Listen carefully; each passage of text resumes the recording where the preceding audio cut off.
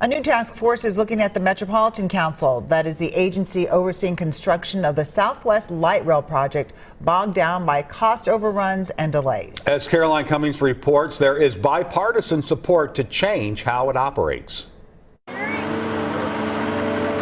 Intense scrutiny of the Met Council's oversight of the still under construction and way over budget Southwest Light Rail project sparked a discussion. Should it get a makeover?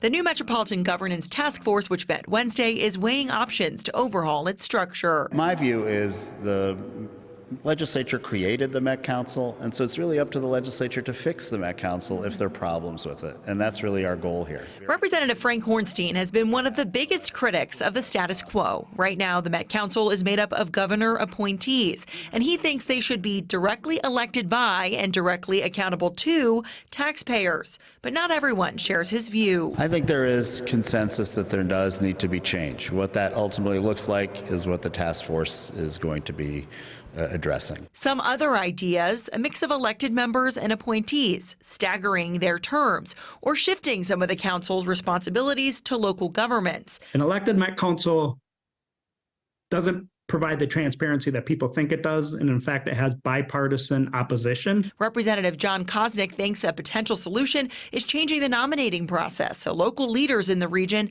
can have more of a say. That would take some of the politics out of it. There will be 3 public meetings so Minnesotans can weigh in on what they think the Met Council should look like. Then the group will come up with a report and submit recommendations to the legislature when they return in February. In Minneapolis, Caroline Cummings, WCCO News.